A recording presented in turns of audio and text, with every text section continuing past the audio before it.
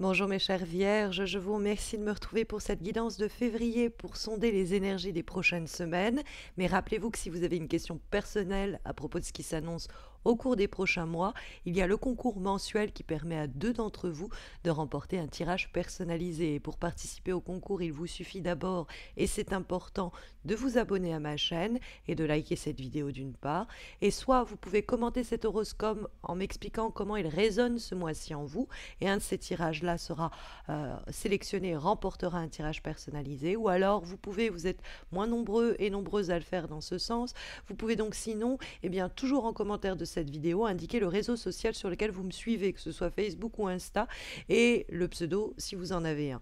Un de ces commentaires-là sera sélectionné et remportera l'autre tirage. En plus de cela, vous pouvez me retrouver donc toujours sur Facebook et Insta chaque semaine pour des guidances donc hebdomadaires. Vous avez les liens dans le descriptif de cette vidéo, mais je vous propose à présent de nous recentrer, mes chères vierges, autour des énergies de ce mois de février. Alors, on trouve comme lame majeure dans votre tirage la carte de la justice. Elle apparaît dans les éléments qui vont vous être profitables. Alors, la justice, pour toutes les personnes qui ont engagé des démarches avec les banques, avec la justice, le système juridique lui-même, avec le gouvernement, donc les banques, et puis tout ce qui est administratif, institutionnel et ainsi de suite, même pour les personnes qui souhaitent passer un concours, par exemple, cette carte est un grand feu vert. Soit ça peut être là pour vous dire, si vous vous tâtez, si vous vous questionnez, est-ce que je dois m'engager sur ce métier qui est institué, donc passer un concours pour le faire, ou si vous vous interrogez sur les démarches juridiques, est-ce que ça vaut le coup,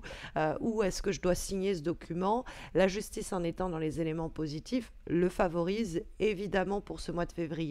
Après, c'est vrai que la carte de la justice, c'est aussi une lame qui nous parle de justice rendue. Donc ça peut être un verdict qui tombe en votre faveur et vous avez déjà passé ce concours, vous avez déjà fait les démarches, et dans ce cas-là, vous pouvez vous attendre à que, précisément en février, la somme que l'on vous doit vous soit restituée, que votre procès soit gagné, que ce problème administratif se règle ou se solutionne. Ça peut être quelque chose d'ailleurs qui vous a tracassé depuis longtemps, hein, parce qu'on trouve la carte du 9 d'épée en termes de vibration, et la carte du 9 d'épée, c'est souvent l'idée que on se prend la tête sur une situation, mais ça fait malheureusement pas avancer beaucoup les choses, hein. C'est dans le sens où on a une situation un peu obsédante qui tourne en boucle dans notre tête, ça nous empêche presque de trouver le sommeil, mais derrière on n'a pas forcément les éléments ou les moyens de résoudre la chose, surtout si on attend un verdict qui doit tomber ou une décision qui doit être prise par d'autres personnes, par exemple. Parce que le 10 de bâton, hein, qui va dialoguer avec le 9 d'épée, le 9 d'épée en vibration, 10 de bâton dans la direction de votre mois, on a l'idée d'un 9 et d'un 10 qui se suivent. Soulignons que la justice, c'est un 8, en tout cas dans le cadre du tarot plus francophone que anglophone. Donc on a 8, 9, 10 et un personnage, la reine d'épée. Donc c'est vrai qu'on a une sorte de situation qui atteint son terme, qui vient à son terme, qui semble se terminer, et c'est pas sans fatigue ou sans épuisement derrière, parce que le fameux 10 de bâton que nous trouvons en guise de direction nous parle d'arriver à mener à son terme ce procès, cette action, ce concours, etc., tout ce qui est légal, mais c'est pas sans effort. Le 10 de bâton, ça pèse un peu sur nos épaules comme un fardeau.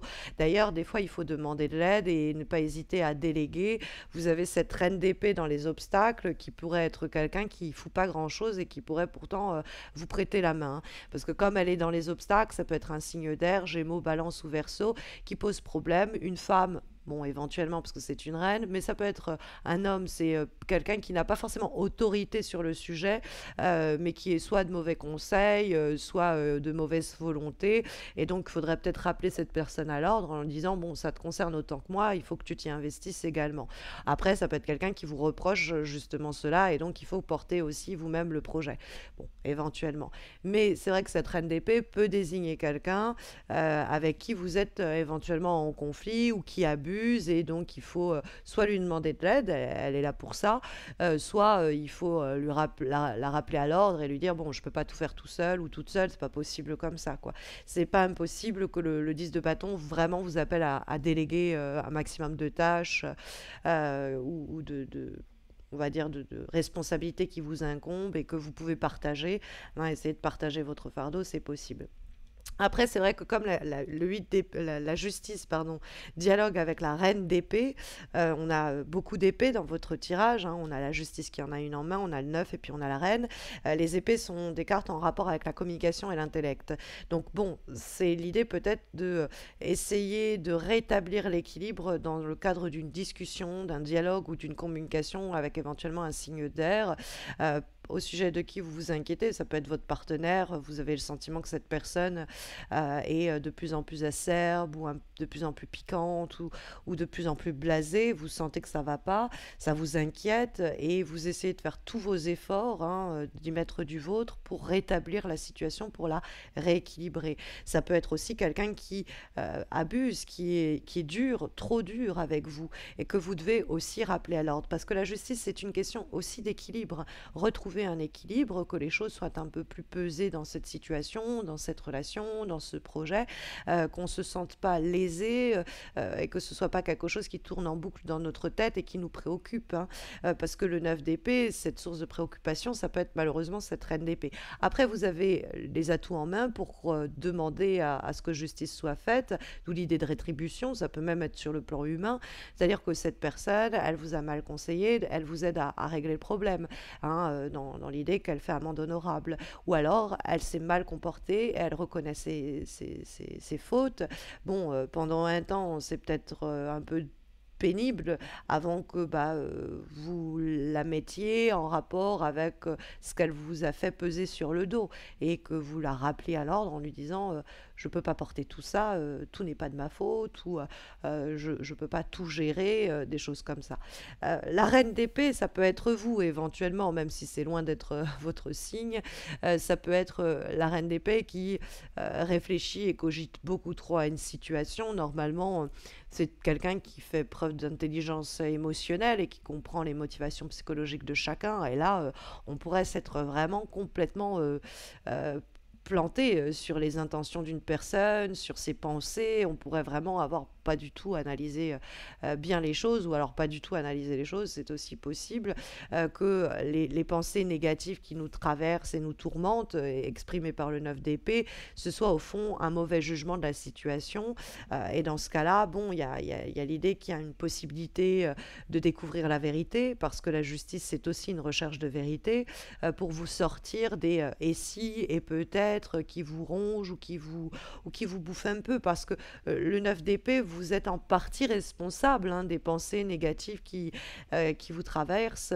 Et donc, il y a possibilité également pour vous de couper le courant et de dire, bon, là, j'arrête de nourrir ces pensées-là négatives parce qu'au fond, il n'y a rien qui les fonde et que c'est peut-être dans un temps où on se rapproche de la fin ou d'une finalité ou d'un accomplissement et qu'on commence à douter un peu trop de la situation, un peu trop de soi. Donc, ne laissez pas trop les pensées prendre le dessus, surtout les pensées noires, ne les laissez pas vous déséquilibrer. Vous pouvez, c'est l'idée un peu du karma, la justice, hein, récolter ce que vous avez semé. Et le 10 de bâton nous parle également de cela. Le 10 de bâton, c'est également, bon, à force d'efforts, c'est loin d'être, si vous voulez, un long fleuve tranquille, hein. C'est l'idée de quelque chose que l'on traîne depuis longtemps ou une situation qui est très éreintante, hein, mentalement, physiquement et quelquefois les deux.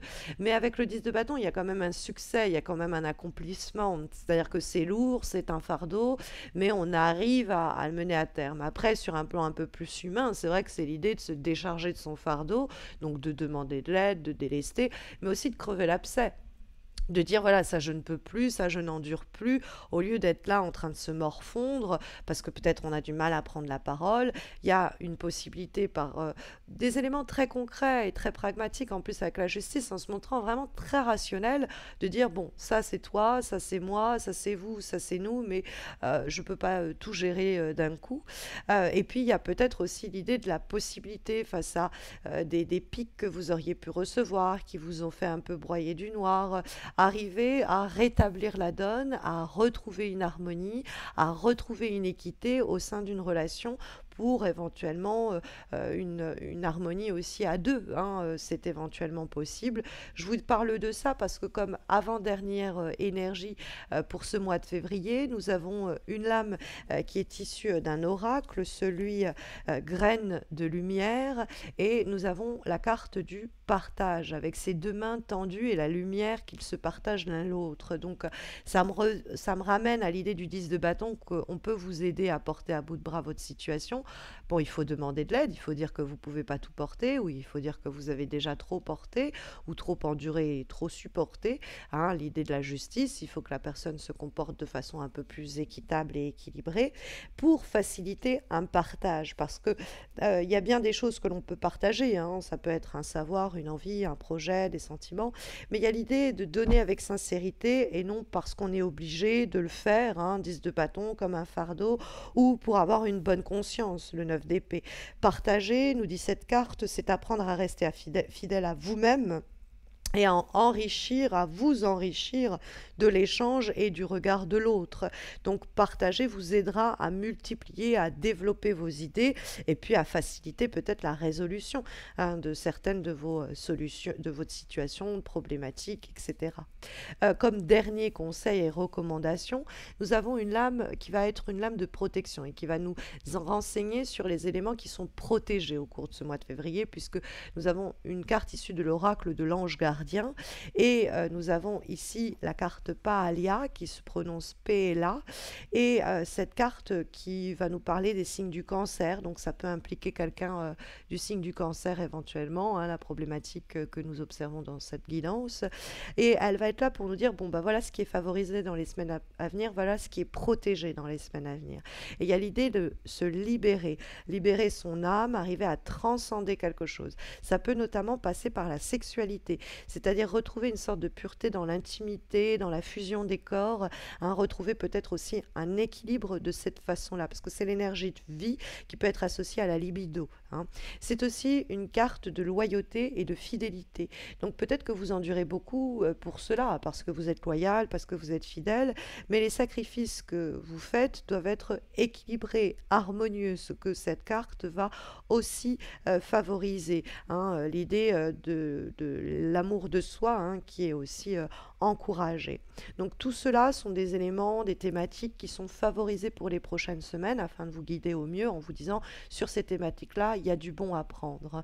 J'espère que ça saura vous accompagner au mieux, mais si vous avez une question plus précise, vous le savez, il y a le concours mensuel qui vous permet de remporter 2 tirages. Donc enfin, il y a 2 gagnants, comme je vous l'explique en début de vidéo, mais aussi en description de cette vidéo. Et puis si vous avez besoin d'un direct, de me consulter pour un tirage particulier, ou même vous former au tarot de Marseille, n'hésitez pas à consulter mon site missmojorising.com que vous avez aussi en descriptif de cette vidéo. Quant à moi, je vous retrouve très bientôt pour les guidances amoureuses trimestrielles qui couvriront février, mars et avril et qui seront publiées dans les prochains jours, prochaines semaines. Donc si vous n'êtes pas abonné, faites-le pour ne pas les rater. Je vous souhaite quant à moi de très belles semaines à venir. Prenez bien soin de vous et puis à très vite, j'espère.